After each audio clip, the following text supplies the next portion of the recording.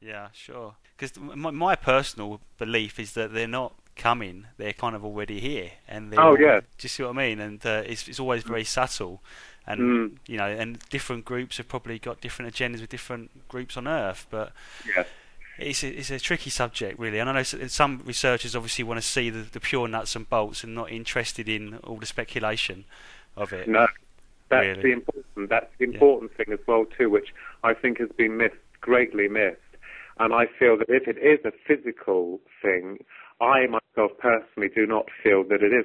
In a way, yes. In a way, no. But I'm talking about interdimensional. And with one group of the Greys, they've been here doing a lot of supposed experiments on people. And of course, people laugh at that. But you have to look at find patterns, or in any form of research, you've got to see where there are patterns. And I have found patterns which tell me that they are not what we think they are. Yeah, so when you say not what we think they are, what's the general consensus of what we think they are compared to what you've maybe uncovered about them? They'll have to buy the book, believe. Oh, okay, it's all in there. All right, okay. I will say that there's a cloning issue, I think, and I feel that, with regard to us humans, if we cloned you a million times, for instance, you are in the natural process of reincarnation, incarnation, and so on and so forth. But your clones will only have the knowledge of one existence. When you die physically, you will return to your home, to heaven, whatever people call it. But the debatable question is what happens to your clones. Ah, it's interesting you bring that. I mean, I've uncovered this before reading some books, about the issue of cloning and the soul, because it seems that Ah, yes. those beings would just the physical form would disintegrate, and then that's it. They're soulless, aren't they? In a sense. Yes, well, to a degree soulless, but as I said, the research that I've done actually moves that a little bit forward to find out how the Greys operate, how they infiltrate our environment, and what they really want from us. And I feel that it may be due to a group consciousness working as one entity, one group hive consciousness. Mm. But I won't go into too much detail with that because that is in the book.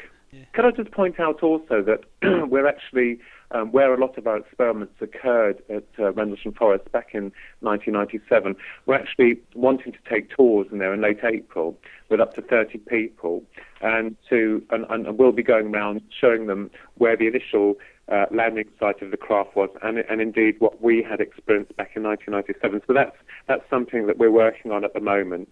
Sure. Okay. So if people want to get involved in that, they can just visit you through your website. That's right. If you just want to read the address out. Yeah, it's www.philipkinsella.com, and it's Philip with one L.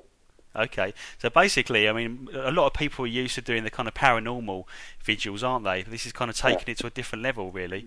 So do you get a lot of people sort of crossing over, and people that are into the paranormal are quite happy to dip their toe into the UFO field? Oh, yes, absolutely. I mean, the thing is, the way that we look at it is it's decompartmentalized. I mean, people look at spirit communication as spirit communication, and UFOs are separate things. I disagree. I think, and I do feel, that there is a connection on a different level, as I said, with regards to the research between an abduction and near-death experience. One is positive and one is negative. And as I said, there is a connection there, if altogether on a slightly different angle.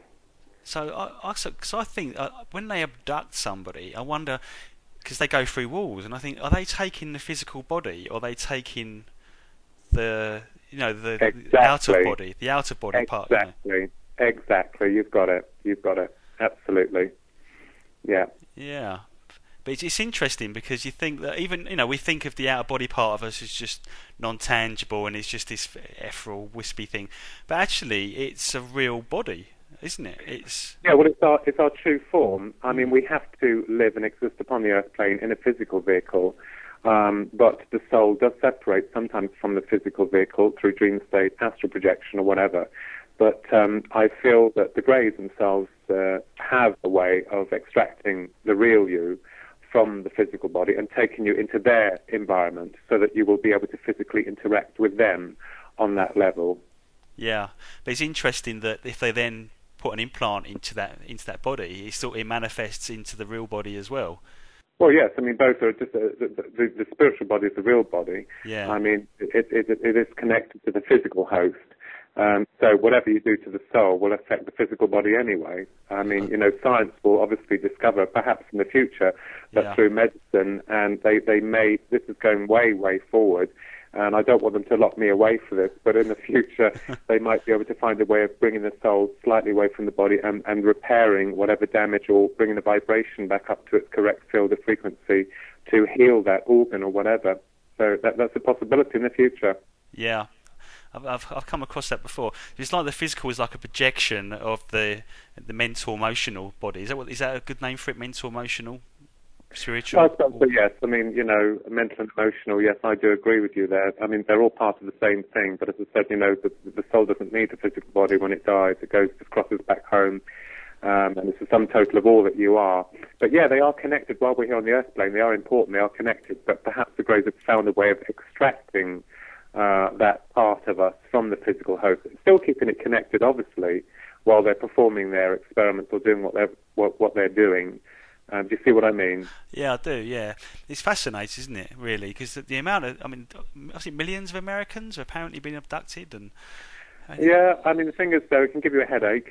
And you think, how do they expect to keep a secret like that? But then, using the media, it's very. I mean, I look at the newspapers and the news, and it is projecting our reality, isn't it? It does teach us to be a certain way, doesn't it? Like, it's very powerful. Scientists have written books on it. Dr. John Mack and other authors have highlighted this problem.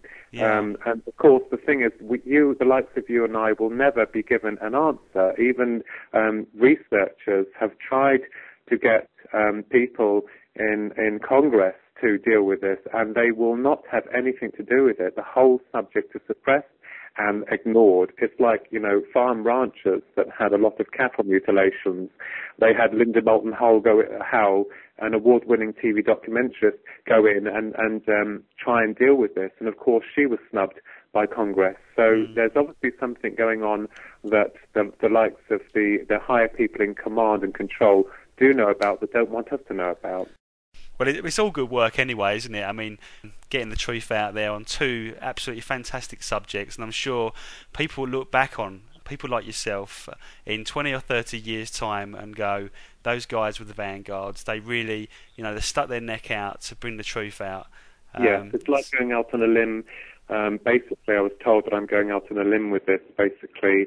But I'm prepared for that because within the book, you'll find out exactly where I've made the connections between the spiritual and the UFO subject, and what these Greys are doing, why they are here, why the truth is being,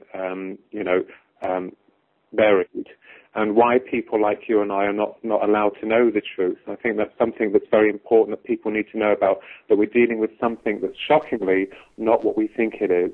Obviously, I won't go into what it is because we'll keep that for the book. But, I mean, how did you get the information? Well, that is very interesting. I will tell you that many years ago, I had written an article called Spirits in a Material World that dealt with the Greys. And I remember at work, I was mulling over this. And in a flash of inspiration, I had most of these things given to me. I remember I grabbed a piece of paper and a pen and started furiously writing them down. I hadn't an idea where it came from or where it was coming from in any way or form.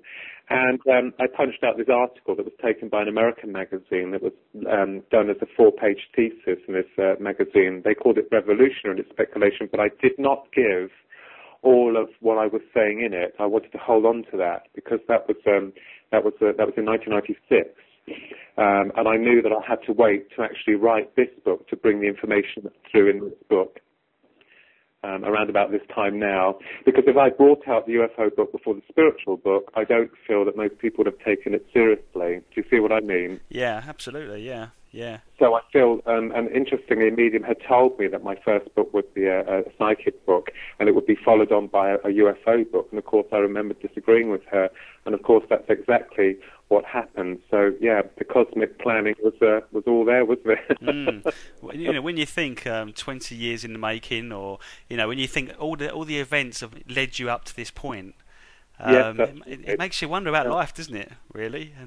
Well, yeah, definitely. I mean, we've a short lifespan, really. If we really sit down and think about it, you know, we have a very short lifespan here, and before we return home, we go back over.